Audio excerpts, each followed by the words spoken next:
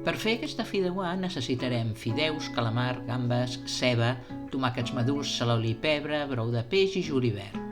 Netegem bé el calamar, el tallem a trossos no gaire grans. Jo hi deixo la pell perquè queda més gustós. Els fem macerar en un bol amb sal, pebre, all trinxat i una miqueta d'oli, uns 15 minuts mínim. Netegem els musclos i els posem en una cassola amb una miqueta d'aigua i llorer, tapats. Els traiem del foc al moment que s'obrin.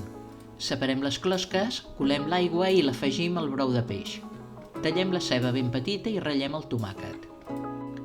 Separem el cap del cos de les gambes, les pelem i en traiem l'intestí.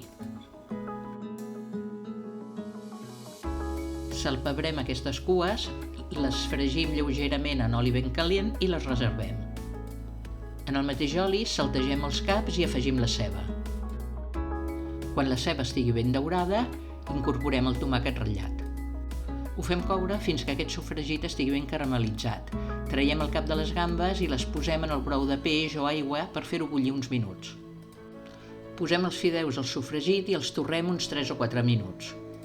Cobrim els fideus amb el brou ben calent i ho fem coure el temps indicat al paquet. Si fa falta, afegirem una miqueta més de brou. Uns minuts abans de tancar el foc, afegim els musclos i les cues de les gambes. Saltegem el calamar a foc ben viu uns 3 o 4 minuts i els posarem a sobre dels fideus. Una mica de julivert per sobre i a dinar. Estan boníssims!